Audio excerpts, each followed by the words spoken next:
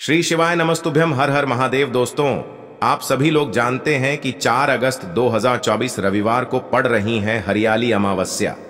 दोस्तों, यह जो अमावस्या है श्रावण महीने में पड़ने वाला सबसे बड़ी अमावस्या है, क्योंकि यह श्रावण के दिनों में पड़ रही है, जिसका बहुत ही बड़ा और विशेष महत्व होता है। और ऐसा दिन पूरे साल में सिर्फ एक ही बार आता है। और दोस्तों, आप सभी लोग जानते हो कि अमावस्या का अगर सबसे बड़ा कोई उपाय है तो वो 11 चावल के दाने वाला उपाय है। तो दोस्तों, इस रविवार की अमावस्या तिथि के दिन आप लोगों को इस 11 चावल के दाने वाले उपाय को जरूर करना है। बहुत सारे लोग होंगे जिन लोगों ने इस उपाय को न किया हो, मतलब पूरा साल निकल गया, उन्होंने किसी भी दिन इस 11 चावल के दाने वाले उपाय को न किया हो। पर दोस्तों, आपके पास एक आखिरी मौका बचा हुआ है, जो 4 अगस्त के दिन। तो इस दिन आप लोगों को इस वाले उपाय को जरूर कर लेना है। भले ही आपने पूरे महीने भर इस उपाय को न किया हो, पर अगर आपने इस श्रावण महीने की अमावस्या के दिन अगर इस वाले उपाय को कर लिया, तो आपको इस उपाय को करने का वो फल मिलेगा जिसकी आपने कभी कल्पना भी नहीं करी होगी। इसीलिए आप लोग इस वाले उपाय को एक बार जरूर कर लेना, ताकि आप लोगों के हाथ से यह मौका न जा सके और आपको इस उपाय को करने का फल मिल सके। दोस्तों, यह उपाय पंडित जी ने अपनी अभी की ही श्री शिव महापुराण की कथा में बताया है, जिस उपाय को आज हम आपको बहुत अच्छे से समझाने वाले हैं। इस वीडियो को देखने के बाद इस उपाय को समझने के लिए आपको कोई और वीडियो को देखने की जरूरत नहीं पड़ेगी। तो चलिए दोस्तों, उपाय को शुरू करते हैं। देखिए, यह इस श्रावण महीने की रविवार अमावस्या के दिन यह इतना खास होता है, इतना महत्वपूर्ण होता है। देखा है, कभी कभी बड़े बड़े पूजा पाठ अनुष्ठान से जो मनोकामना पूर्ण नहीं होते, वो श्रावण महीने के दिन एक छोटे से उपाय करने से ही आपकी मनोकामना पूर्ण हो जाती है। और बहुत सारे लोगों ने इस उपाय को किया भी है और उनको इस उपाय को करने का फल भी जरूर मिला है। अगर आप लोग भी इस उपाय को करना चाहते हैं, तो आप इस उपाय को पहले अच्छे से समझ लेना, सुन लेना, उसके बाद करना। आपको इस उपाय का फल जरूर मिलेगा। और इस उपाय को कर लेने से आपके घर में चाहे किसी भी प्रकार की दुख और समस्या क्यों न चल रही हो, आपको उसका कारण भी नहीं पता है कि भाई यह समस्या किस कारण से चल रही है, उसका कुछ भी कारण हो सकता है। जैसे पितृदोष हो सकता है या किसी भी तरह का मंगल दोष भी हो सकता है। तो इस दिन आप लोगों को यह वाला उपाय कर लेना है। यह एक ऐसा उपाय है जिस उपाय को अगर किसी विशेष दिन पर किया जाए, तो भाई उस विशेष दिन का जो है वह तो हमें मिलता ही मिलता है। पर हमने उस दिन पर इस उपाय को किया है तो हमें उससे भी बड़ा फल मिलता है, और फल बहुत जल्दी मिलता है, क्योंकि आप इस उपाय को बहुत ही बड़े और विशेष दिन पर कर रहे हो। तो चलिए अब उपाय के बारे में बात करते हैं। लेकिन उससे पहले आप लोगों को यह जानना आवश्यक है कि आखिर यह उपाय किस समय करना है, किसको करना है और कैसे करना है। तो चलिए हम आगे आपको वीडियो में एक एक करके बता देते हैं। लेकिन उससे पहले, अगर आप लोग हमारे चैनल पर पहली बार आए हैं या फिर मेरी आवाज पहली बार सुन रहे हैं, तो हमारे चैनल को सब्सक्राइब जरूर कर लेना और इस वीडियो को लाइक करके कमेंट बॉक्स में श्री शिवाय नमस्तुभ्यम ओम नम शिवाय जरूर टाइप कर देना। तो दोस्तों, इस 11 चावल के दाने वाले उपाय को हमें इस हरियाली अमावस्या के दिन कैसे करना है, किसको करना है, किस समय करना है और कहां पर करना है, ये सारे सवालों के जवाब आपको इस वीडियो में मिल जाएंगे। और जो ये वीडियो देखेगा भाई, उसको 11 चावल के दाने वाला उपाय जरूर करना चाहिए, क्योंकि इस दिन एक चावल के दाने का भी बहुत ही बड़ा और विशेष महत्व होता है। और जब बात आ जाए 11 चावल के दाने की, तो ये सोने पे सुहागा वाली बात हो जाती है, और ये एक बहुत ही बड़ा उपाय हो जाता है इस रविवार अमावस्या का। तो अब दोस्तों, इस 11 चावल के दाने वाले उपाय को आखिर करना किसको है, सबसे पहले हम लोग वो बात जान लेते हैं। तो देखो, घर की जो बड़ी माताएं बहनें होती हैं, उन माताओं बहनों में से कोई भी एक बड़ी माता बहन इस वाले उपाय को कर सकती है। और दोस्तों, अगर आप चाहें तो अपने घर में से सभी सदस्यों को भी इस उपाय को करवा सकते हैं। अगर किसी व्यक्ति की खुद की कोई मनोकामना है, खुद की कोई दुख और परेशानी है जो कि वह अपने लिए ही करना चाहता है इस वाले उपाय को, तो वह खुद अपने लिए भी कर सकता है। बाकी अगर कोई घर में से ऐसा है जो कि अपने पूरे घर परिवार की सुख और शांति के लिए ये वाला उपाय करना चाहता है, तो भाई वह भी कर सकता है। उसमें भी कोई दिक्कत वाली बात नहीं है। कहने का मतलब यह है कि इस उपाय को हर एक सदस्य भी कर सकता है और पूरे घर परिवार के सदस्य के लिए घर की बड़ी माताओं बहनों में से कोई एक माता बहन भी कर सकती है। माताएं बहनें अगर घर में उपस्थित न हो या वो यह वाला उपाय न कर पा रही हो तो फिर घर का कोई बड़ा सदस्य भी इस 11 चावल के दाने वाले उपाय को कर सकता है, चाहे फिर वह पुरुष ही क्यों ना हो, उसमें कोई भी दिक्कत वाली बात नहीं है। अब दोस्तों, इस 11 चावल के दाने वाले उपाय को हमें करना कहां पर है? हमें इसे शिव जी के मंदिर में जाकर करना है। बहुत सारे लोग प्रश्न करते हैं, हर एक उपाय को करते समय क्या हम इस उपाय को घर पर कर सकते हैं? तो इस वाले उपाय को आप घर पर नहीं कर सकते हो। इस वाले उपाय को करने के लिए आपको शिव जी के मंदिर ही जाना पड़ेगा। उसके बाद में दोस्तों जो अगला प्रश्न निकल कर आता है वो यह आता है इस उपाय को लेकर कि आखिर इस उपाय को हमें किस समय करना है, सुबह के समय करना है कि शाम के समय करना है? तो देखो, इस वाले उपाय को आप लोग सुबह के समय भी कर सकते हो और शाम के समय प्रदोष काल में भी कर सकते हो। अब अगर आप पूछो कि भाई सबसे उत्तम समय कौन सा रहेगा इस 11 चावल के दाने वाले उपाय को करने का, तो हम आपसे बस यही कहेंगे कि इस उपाय को आप सुबह के समय करेंगे तो ज्यादा बेहतर होगा। बाकी अगर प्रदोष काल शाम के समय भी करेंगे तो भी अच्छा होगा, उसमें कोई भी दिक्कत वाली बात नहीं है। तो अब दोस्तों जो अगली सबसे बड़ी और महत्वपूर्ण बात आती है वो यह आती है कि सुबह अगर हम उपाय को करेंगे तो हमें कितने बजे से लेकर कितने बजे तक के बीच में करना है, और शाम के समय प्रदोष काल में करेंगे तो हमें कितने बजे से लेकर कितने बजे के बीच में करना है। तो देखो, सुबह जितनी जल्दी हो सके आप उपाय को करने की कोशिश करना। बाकी अगर किसी कारणवश लेट भी हो जाओ, थोड़ी देर भी हो जाए, तो 10 या 11 बजे तक भी आप उपाय कर लेना, पर 12 बजे से ज्यादा देरी ना हो, ठीक है? इस बात का ध्यान रखना। उसके बाद में दोस्तों अगर शाम के समय प्रदोष काल की बात करें, प्रदोष काल का जो समय होता है वो शाम के 6 बजे से शुरू हो जाता है। मतलब शाम के 6 बजे से लेकर 7 बजे के बीच का जो समय होता है ये समय प्रदोष काल का समय होता है। पर अभी जो मौसम चल रहा है इस मौसम में जो है शाम बहुत देरी से होती है, तो आप इस उपाय को 7 या 8 बजे के बीच में भी कर सकते हो। मतलब शाम के 6 बजे से रात 8 बजे के बीच में आप कभी भी इस वाले उपाय को कर सकते हो, उसमें कोई भी दिक्कत वाली बात नहीं है। अब दोस्तों यहां पर इस उपाय को लेकर एक और सबसे बड़ी बात यह निकल कर आती है कि इस 11 चावल के दानों को हमें लेना कहां से होता है, और हमें इस उपाय को करने के साथ में क्या और कुछ भी सामग्री ऐसी होती है जो शिव जी के मंदिर लेकर जानी पड़ती है। तो देखो यहां पर हम आपको बता दें, सबसे पहले आप लोग ये जान लो कि यह जो 11 चावल के दाने वाला उपाय है, सिर्फ और सिर्फ आप उपाय की सामग्री लेकर कभी भी शिव जी के मंदिर मत जाना, क्योंकि हमें भगवान के सामने यह नहीं दर्शाना है कि अगर हम भगवान शिव जी के मंदिर आए हैं तो अपने फायदे के लिए आए हैं। तो इसलिए जो भी पूजन सामग्री है उपाय सामग्री है, 11 चावल के दाने, इसके साथ में आपको पूजन सामग्री भी जरूर लेकर जाना है। देखो अगर सुबह के समय उपाय कर रहे हो तो सीधी सी बात है, 1 लोटा जल तो आप लेकर जाओगे ही जाओगे। वही 1 लोटा जल अगर मिट्टी का जल हो तो बहुत अच्छा रहेगा।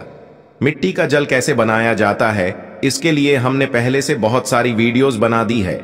आपके पास इस दिन एक आखिरी मौका रहेगा मिट्टी का जल शिव जी पर चढ़ाने का और उपाय को करने का। बहुत बड़ा आपको इस दिन फल मिलेगा। तो इसलिए इस दिन हो सके तो भाई मिट्टी का जल चढ़ाना, तो अपने साथ में कम से कम 1 लोटा जल तो आपको लेकर जाना ही जाना है। अगर मिट्टी का जल नहीं है तो घर का जल भी आप इस्तेमाल कर सकते हो। इसके अलावा जो भी पूजन सामग्री है, देखो 11 चावल के दाने ये अलग आपके रहेंगे और जो आपकी पूजन सामग्री रहेगी वो अलग रहेगी। पूजन सामग्री में आप जो भी चीज लेकर जाना चाहे वो लेकर जा सकते हैं, उसमें कोई भी दिक्कत वाली बात नहीं है। वहीं अगर हम बात करें शाम के समय की, तो शाम के समय शिव जी पर जल नहीं चढ़ता है, इसीलिए शाम के समय आप लोग एक दीपक तैयार कर लें जो कि गोल बत्ती का आटे का शुद्ध देसी गाय का घी का होगा, है ना? इस बात का आप लोगों को ध्यान रखना है। और इस दीपक को आपको घर से जलाकर नहीं लेकर जाना है, भगवान शिव जी के मंदिर में जाकर ही जलाना है। इस बात का भी आप लोगों को ध्यान रखना है। अब दोस्तों यहां पर हमें इस बात को समझना है कि यह 11 चावल के दाने हमें लेना कहां से है। क्या हमें दुकान से लेकर आना है या हमें अपने घर से लेना है या कहां से लेकर आना है और कौन से चावल लेना है, क्योंकि चावल भी बहुत प्रकार के होते हैं। तो देखो, इन सभी सवालों के जवाब आप लोग एक बात में सुन लो कि भाई ये जो उपाय है, इस उपाय में आपको ये नहीं देखना है कि भाई कौन से चावल है कौन से चावल नहीं है। बस जो भी चावल ले रहे हो वो चावल का दाना सबूत होना चाहिए, मतलब साबुत होना चाहिए, टूटा हुआ नहीं होना चाहिए, कटा पिटा नहीं होना चाहिए। ये बात आपको ध्यान रखना है। बाकी आपका चावल बासमती हो या सादा चावल हो या कोई सा भी चावल हो, उसमें कोई भी दिक्कत वाली बात नहीं है। तो सीधी सी बात है कि आपके घर के रसोई घर में जहां पर आप भोजन बनाते हो, वहां पर जो भी चावल आपके उपस्थित हो, उन चावलों में से अपनी एक कटोरी भर लेना या एक मुट्ठी चावल अलग से निकाल कर रख लेना, क्योंकि हम 11 चावल ही यहाँ पर इस उपाय में लेने वाले हैं। तो हमें यह चावल के दाने गिनकर निकालने पर डढ़ेंगे। इस बात का आप लोगों को ध्यान रखना है। तो अपने उस चावल की कटोरी में से या चावल में से 11 ऐसे चावल के दाने आप लोग निकाल लो जो कि टूटे हुए ना हो, कटे पिटे ना हो, जिनमें कोई दाग ना लगा हुआ हो, है ना। अच्छे साबुत चावल के दाने 11 दाने आप लोग निकाल कर रख लो और इन्हें किसी भी एक कागज की पुड़िया में या किसी एक छोटी सी कटोरी में आप लोग रख लो, ताकि यह सुरक्षित रहे। आपके एक भी चावल का दाना इधर उधर ना हो और आपका उपाय भी पूरा अच्छे से हो जाए। तो भाई जैसे ही आपका उपाय की जो सामग्री है, 11 चावल के दाने ये तैयार हो जाते हैं, उसके बाद मैं आपको जो भी अपनी पूजन सामग्री है, सुबह के समय कर रहे हो तो 1 लोटा जल या पूजन सामग्री जो लेकर जाना चाहो उसकी भी तैयारी कर लेना। और शाम के समय जा रहे हो तो भाई अपना जो दीपक है उसे तैयार कर लेना, ठीक है। और उपाय को करते समय शुद्धता का विशेष रूप से ध्यान रखना, ठीक है। सुबह सुबह स्नान करने के बाद ही उपाय को करने की आप लोग तैयारी करना। उसके बाद अगर शाम के समय की बात करें तो शाम के समय आपको स्नान करने की जरूरत नहीं है, पर शुद्धता का ध्यान रखना है। आपको स्नान तो नहीं करेंगे, आप हाथ मुंह धोकर भी इस वाले उपाय को शाम के समय प्रदोष काल में कर सकते हैं। इसमें कोई दिक्कत वाली बात नहीं है। तो आप अपने उपाय की पूरी सामग्री तैयार करके आपके पास ही में जो आपका शिव मंदिर हो वहां पर पहुंच जाइए। सबसे पहले शिव मंदिर में जाकर आप लोगों को उपाय नहीं करना है, पहले भगवान के दर्शन करना है, भगवान से आशीर्वाद प्राप्त करना है, फिर शिव जी की शिवलिंग के पास में आना है। शिवलिंग के पास में आने के बाद आप जो पूजन सामग्री लेकर आए हुए हैं, जैसे कि सुबह गए हुए होंगे तो 1 लोटा जल और जो भी पूजन सामग्री लेकर आए हैं, आप उनसे भगवान शिव जी की पूजन कीजिए। सबसे पहले तो 1 लोटा जल ही चढ़ेगा, उसके बाद में आपकी पूजन सामग्री चढ़ेगी। उसके बाद में अगर दोस्तों शाम के समय अगर आप इस उपाय को कर रहे हो तो अपने साथ में कम से कम एक जो दीपक है गोल बाती का जो आप अपने साथ में लेकर गए हो, उस दीपक को मंदिर में जाकर अपनी माचिस से जलाना है और उस दीपक को शिवलिंग के पास में रखना है, ठीक है। इस दीपक को रखने के बाद ही आप लोगों को अपना ये वाला उपाय शुरू करना है। और दीपक को ज्यादा पास में मत रखना, वैसे भी गर्मी पड़ रही है, भगवान शिव जी को आंच नहीं लगनी चाहिए, है ना। तो भाई जैसे ही आपकी पूजा अर्चना हो जाती है, आप भगवान शिव जी को प्रसन्न कर लेते हैं।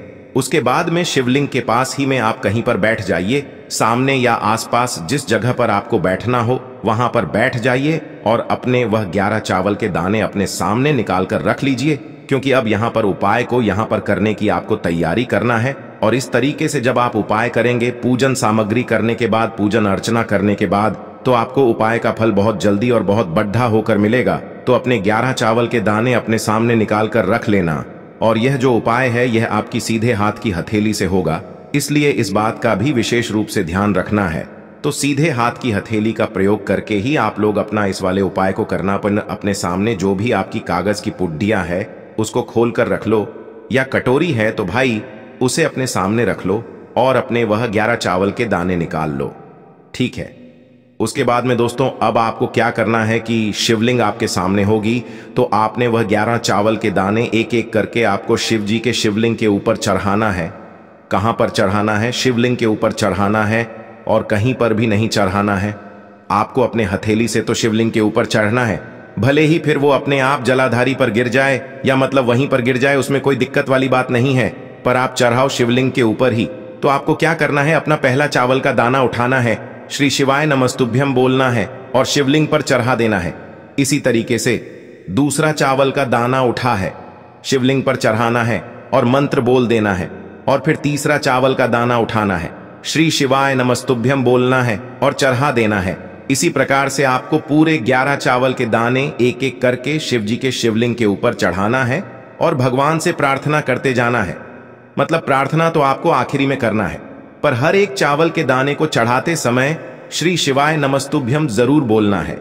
उसके बाद ही में यह चावल का दाना शिवलिंग के ऊपर आपको चढ़ाना है। जैसे ही आपके 11 चावल के दाने शिवलिंग के ऊपर चढ़ जाते हैं, तो भाई उसके बाद में आपको क्या करना है, भगवान से अपनी मनोकामना बोलना है।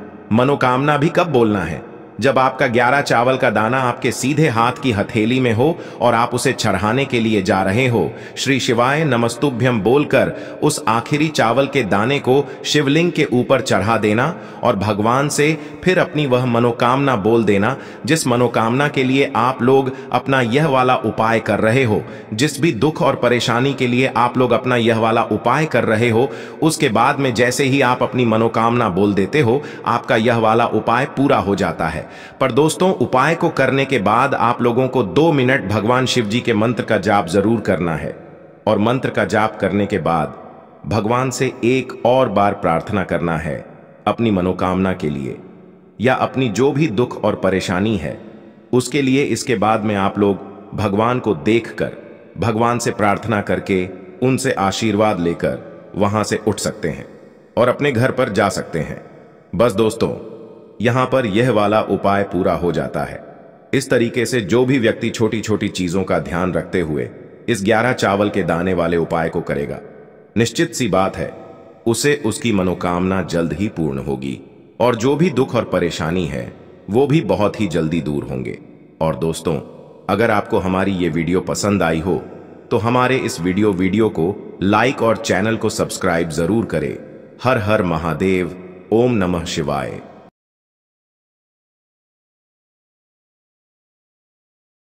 दोस्तों, आप सभी को वीडियो अच्छी लगे तो वीडियो को लाइक शेयर एंड सब्सक्राइब करना ना भूलें। धन्यवाद दोस्तों।